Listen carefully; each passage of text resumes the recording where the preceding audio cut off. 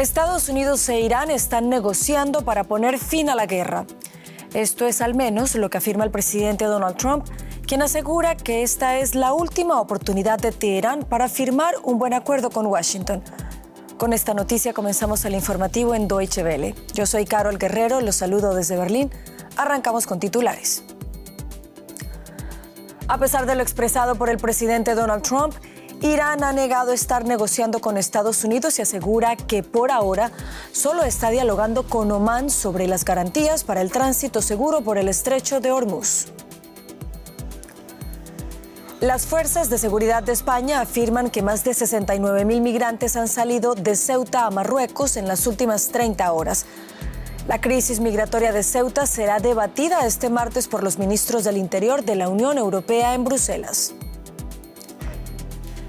Y en Honduras arrancó la comparecencia ante la justicia del expresidente Juan Orlando Hernández, señalado del presunto desvío de recursos estatales para financiar su campaña presidencial de 2013.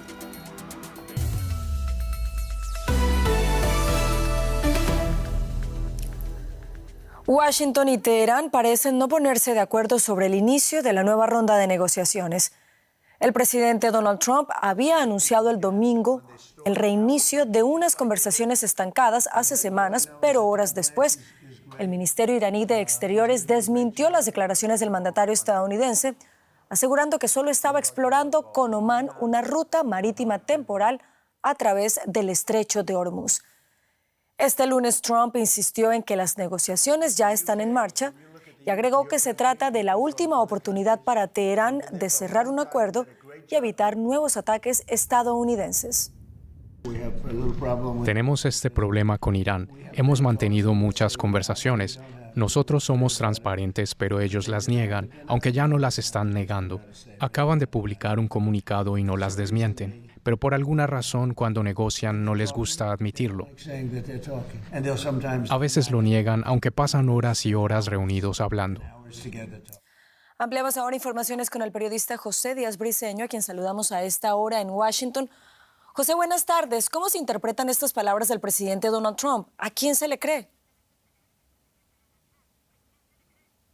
Así es, estas palabras del presidente Trump de cierto optimismo para llegar a negociaciones que rindan resultados han sido vistas aquí en Washington con cierta cautela. Hay que decir que analistas, por ejemplo, de la firma Eurasia aseguran que el presidente Trump sí está en lo correcto al decir que frecuentemente, como se ha visto en los últimos meses, el régimen de Teherán asegura no estar en negociaciones con Washington o con los mediadores de Pakistán y sin embargo sí se ha demostrado que eventualmente después llegan a algún tipo de acuerdo. Hay que decir, sin embargo, que por otro lado, el presidente Trump aquí se dice, peca un tanto de exageración al decir que prácticamente, como lo dijo el domingo, hay ya un acuerdo sobre el paso en el estrecho de Hormuz para barcos cargueros y que se está a punto de llegar eventualmente a un acuerdo sobre el programa nuclear iraní, algo que para los expertos todavía sigue siendo un camino lejos por recorrer.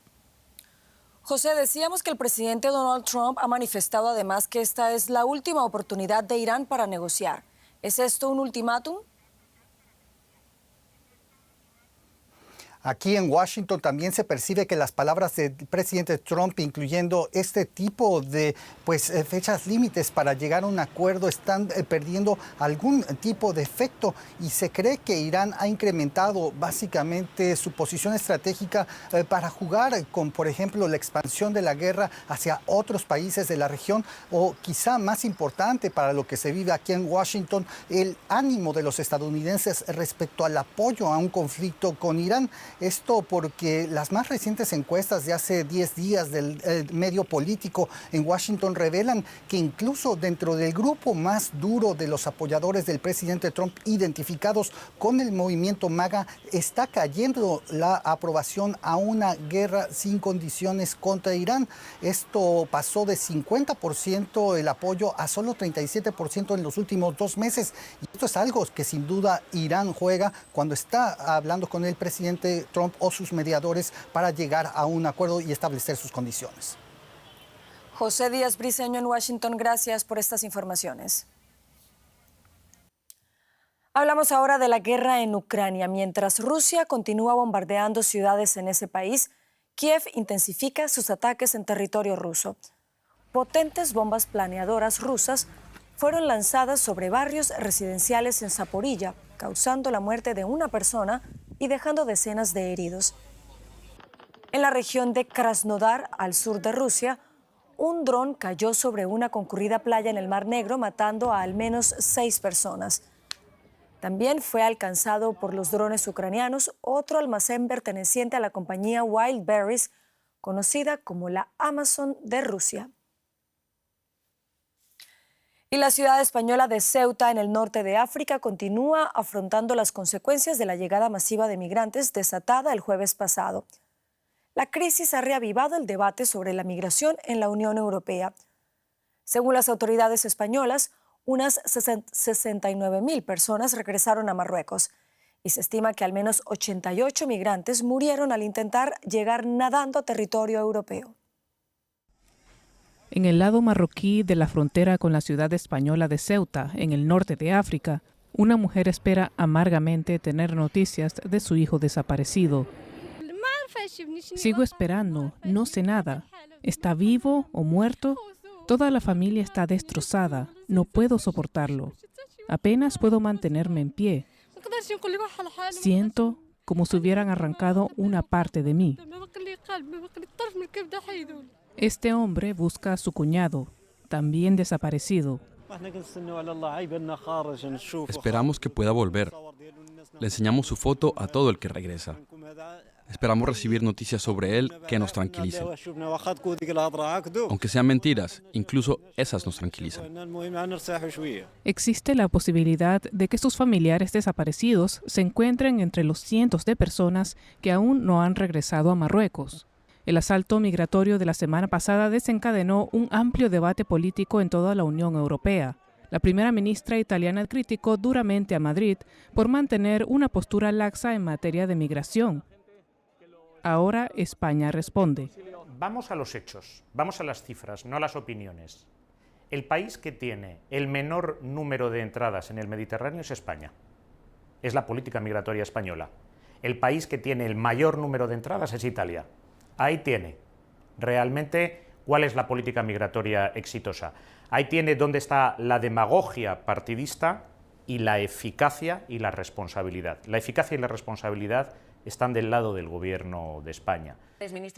También criticó la falta de solidaridad de Italia. Cuando ha habido crisis que son repetitivas porque el gobierno italiano no consigue manejarlas, en Lampedusa, cuando ha habido también en la frontera con Bielorrusia crisis, cuando hubo un éxodo de ciudadanos sirios hacia Europa, España siempre fue solidaria políticamente. Mientras el debate político en la Unión Europea sigue centrado en reforzar las fronteras para frenar la migración, aquí el costo humano se refleja en los rostros de las familias de los desaparecidos y de quienes se presume que podrían haber muerto. Y según las estimaciones de Save the Children International, entre los migrantes que permanecen en Ceuta hay cientos de menores no acompañados. Deutsche Welle se reunió con un adolescente marroquí llamado Omar, quien se arriesgó a cruzar la frontera solo.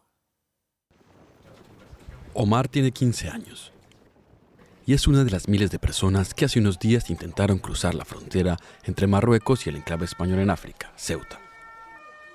Él lo hizo solo. Llegué y dormí la primera noche en la calle.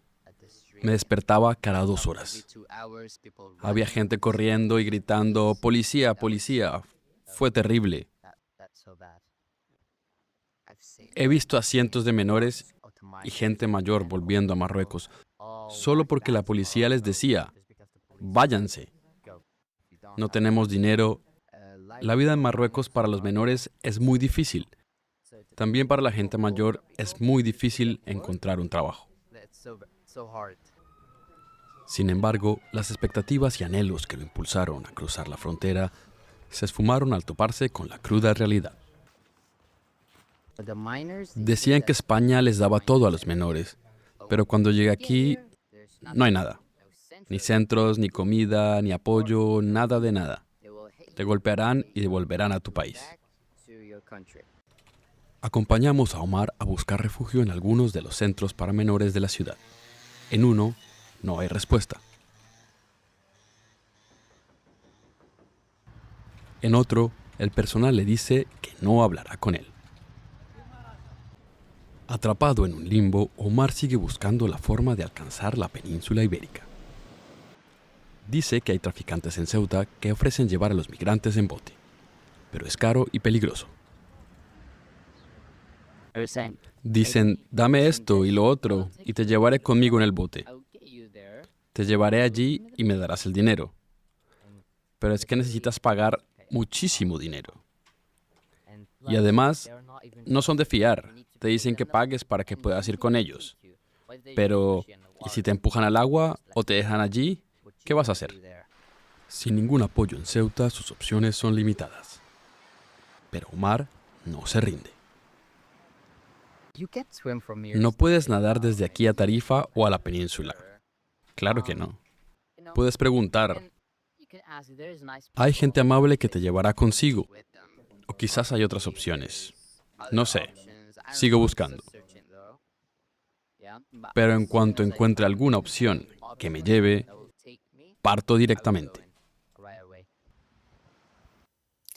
Y ya me acompaña en estudio Paco Furió, lo que quiere decir que llega la hora de pasar a economía para hablar del precio del petróleo, Paco. Así es, Carol, el precio del petróleo cayó con fuerza este lunes después de que el presidente de Estados Unidos, Donald Trump, anunciara una pausa en los ataques contra Irán y la reanudación de negociaciones, aunque Teherán desmintió esta última información. El mercado interpretó la noticia como una posible reducción de las tensiones en Oriente Medio, lo que aleja el temor a interrupciones en el suministro de crudo. El barril de Brent llegó a bajar un 7%. Esta menor presión sobre la energía también dio impulso a los mercados europeos, con el DAX alemán marcando un nuevo récord. Los inversores reaccionan así a un escenario de menor riesgo geopolítico y de posibles costes energéticos más bajos. También Wall Street cerró al alza impulsada por la caída del crudo. Pero a pesar de que el precio del petróleo ha bajado en las últimas horas, el precio del carburante en Estados Unidos sigue siendo alto. Ha crecido un 37% desde febrero. Argemino Barro, ¿cómo está afectando a la economía de Estados Unidos? Pues está afectando de forma muy directa, como hemos dicho en otras ocasiones. Estados Unidos tiene una economía muy dependiente de la gasolina, ya que es un país donde no existen grandes redes ferroviarias y donde tampoco hay grandes alternativas energéticas, con lo cual todo se transporta en camiones. Cuando sube un 37% el precio del carburante, esto significa que los alimentos o los muebles también suben, porque todo, como digo, se transporta en camiones. Hay una dependencia más del doble por cada dólar producido de la gasolina que, por ejemplo, en la Unión Europea. Y hay determinados indicadores que no solemos comentar, pero que son preocupantes. Voy a dar un ejemplo. El índice de morosidad en Estados Unidos, de la gente que no paga las tarjetas de crédito, está en máximos desde el año 2008, cuando comenzó la gran recesión. En 2008 era por las hipotecas impagadas, subprime, por los préstamos basura. Ahora es porque mucha gente no puede simplemente vivir, costearse los alimentos, la vivienda, la gasolina. Y entonces es una especie de bomba de tiempo que afecta a la mitad baja de la sociedad estadounidense. Como digo, el petróleo, el combustible, es que tiene un impacto directo en el bolsillo de los norteamericanos. Y el presidente del país, Donald Trump, ha pedido hoy a las petroleras que reduzcan inmediatamente el precio del combustible. ¿Cuál ha sido la reacción a su mensaje? Por ahora no ha habido una reacción oficial. De hecho, ha mencionado de nombre al consejero delegado de Chevron, una de las grandes empresas petroleras, pero no ha habido una reacción. En otras ocasiones, Donald Trump ha publicado comentarios en esta misma línea, obligando a las petroleras a que bajen el petróleo para poder aliviar, como decimos, el precio del carburante en las gasolineras.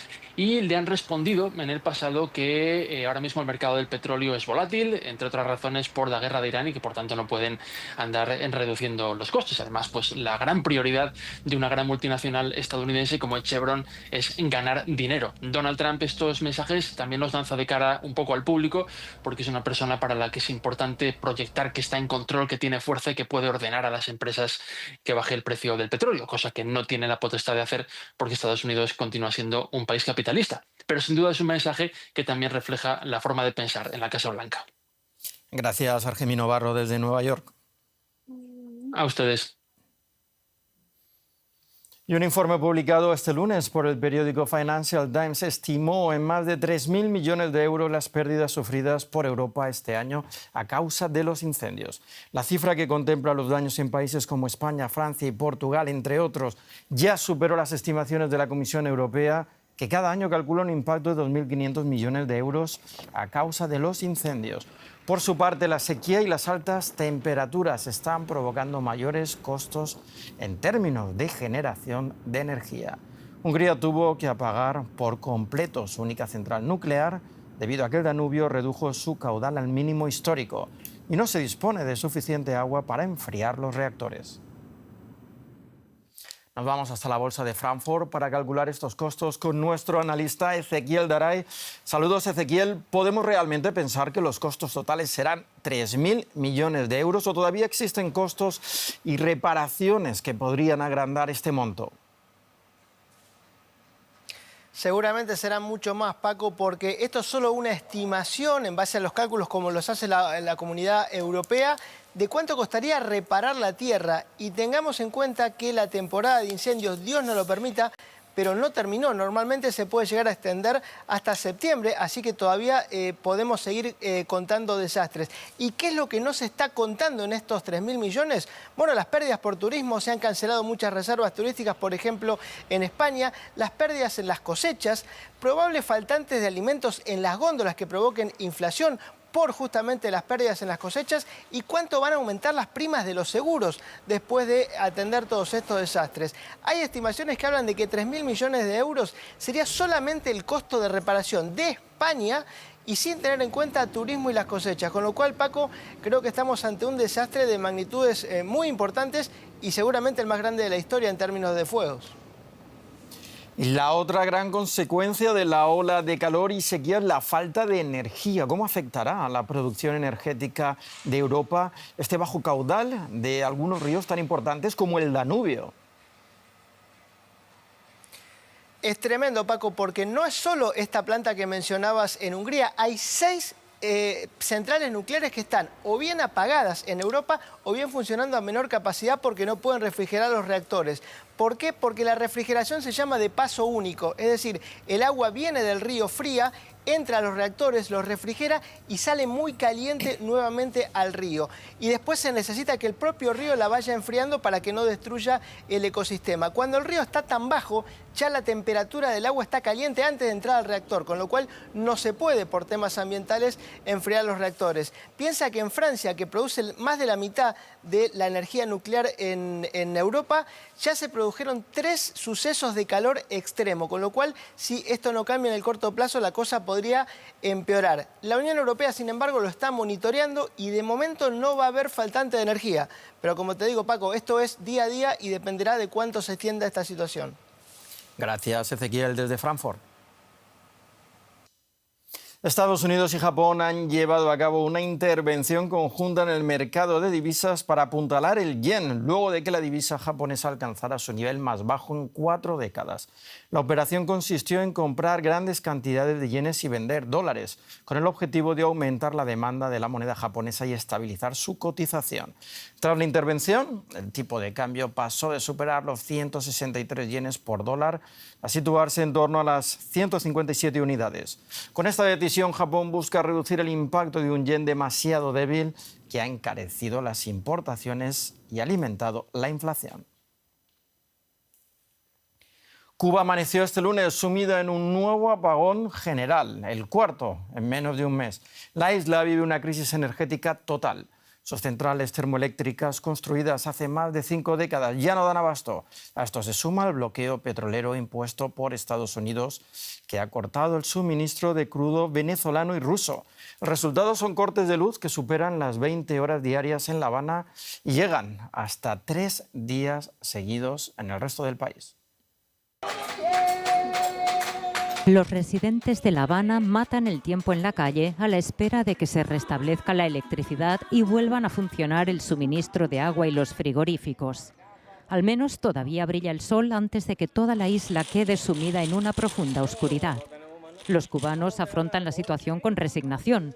Tampoco tienen muchas más alternativas. Nada, esperar a que pongan o que se reponga la luz. Y mire, ganando aquí, jugando dominó. Ya. Hay que esperar, no se puede hacer otra cosa. Ven, nosotros somos gente de casa. Somos demasiado amables, a pesar de las adversidades, a pesar de todas las cosas que están pasando en el país. Pero no hacemos nada con tirando en la calle, formar lo desagradable, porque no vamos a resolver ningún problema. Al final no vamos a resolver ningún problema. Al principio, solo 5 de las 15 provincias se vieron afectadas, pero en la noche del domingo el apagón alcanzó a toda la isla y Cuba quedó completamente a oscuras. Los apagones imposibilitan la ya complicada vida cotidiana de la isla. Con cada corte eléctrico se interrumpe el suministro de agua, dejan de funcionar los frigoríficos y los ventiladores se detienen en pleno verano. Es una carga cada vez mayor ante la que no se vislumbra una mejora. Y de Cuba nos vamos a Honduras. Así es, Paco, porque en ese país, durante la audiencia de imputación este lunes contra el expresidente Juan Orlando Hernández, la justicia decidió que el exmandatario será juzgado en libertad y ante un tribunal ordinario y no ante el Supremo por los cargos de lavado de activos y fraude. La Fiscalía de Honduras acusa a Hernández del presunto desvío de recursos estatales para financiar su campaña presidencial de 2013. Durante el proceso, el exmandatario no podrá salir del país. La Fiscalía había pedido prisión preventiva, pero la defensa demostró que no existe riesgo de fuga ni de obstrucción de la justicia y recordó que Hernández regresó voluntariamente al país. Ampliamos ahora informaciones sobre este tema con la periodista Marlene Allen, a quien saludamos a esta hora en Tegucigalpa. Marlene, buenas tardes para ti. ¿Qué detalles nos puedes contar sobre este proceso que afronta el expresidente hondureño Juan Orlando Hernández? Hola, ¿qué tal? Sí, en efecto, este día pues se había suspendido la audiencia. Sin embargo, esta audiencia de declaración de imputado en el proceso instruido contra el expresidente Juan Orlando Hernández, acusado por posible participación en los delitos de fraude y lavado de activo, pues nuevamente ha sido retomada según las autoridades del Poder Judicial. Esta audiencia es importante ya que se va a definir o se va a señalar la fecha para la audiencia inicial, la etapa en que ambas partes podrán presentar y evacuar los elementos probatorios correspondientes. La comparecencia de Juan Orlando Hernández es posible luego de que se suspendiera de forma provisional la orden de captura y la notificación roja de la Interpol en su contra, tras aceptar las autoridades su presentación voluntaria ante la justicia hondureña. La investigación del Ministerio Público sostiene que entre el año 2010 y 2013 se habría producido el presunto desvío de aproximadamente 10,8 millones de dólares hacia 2 fundaciones, recursos que, según la acusación, habrían sido utilizados para financiar actividades políticas, incluyendo la campaña presidencial de Hernández en el año 2013, cuando él presidía el Congreso Nacional. Marlene, ¿este caso que se lleva a cabo allí en Tegucigalpa tiene algo que ver o alguna relación con lo que él afrontó en Estados Unidos? No, no tiene que ver. Este es un proceso diferente. Este fue un caso que fue presentado por la MASI, la Misión de Apoyo contra la Corrupción y la Impunidad en Honduras. Se trata del caso Pandora 2, donde también están involucrados otros miembros del Partido Nacional, el partido del actual gobierno, y este representa una prueba para el sistema de justicia en Honduras, ya que la ciudadanía está observando si este proceso se desarrolla con independencia, transparencia y respeto al debido proceso, independientemente de la figura política involucrada, sobre todo cuando el fiscal general fue nombrado por el actual gobierno. El presidente de la Corte Suprema de Justicia también fue nombrado al ingresar este gobierno actual, algo que no es nada nuevo en Honduras. Esa es una de las debilidades precisamente de nuestro sistema judicial, que cada que hay cambio de gobierno, pues también se cambian estos entes importantes. Por lo tanto, la concentración de poder es algo que se critica y por ello es que no hay una seguridad jurídica que nos garantice que, por ejemplo, en este tipo de casos pues se pueda hacer justicia, que es lo que los hondureños están esperando. Marlene Allen en Tegucigalpa, muchas gracias por estas informaciones a propósito de este proceso. Gracias a ti por el interés.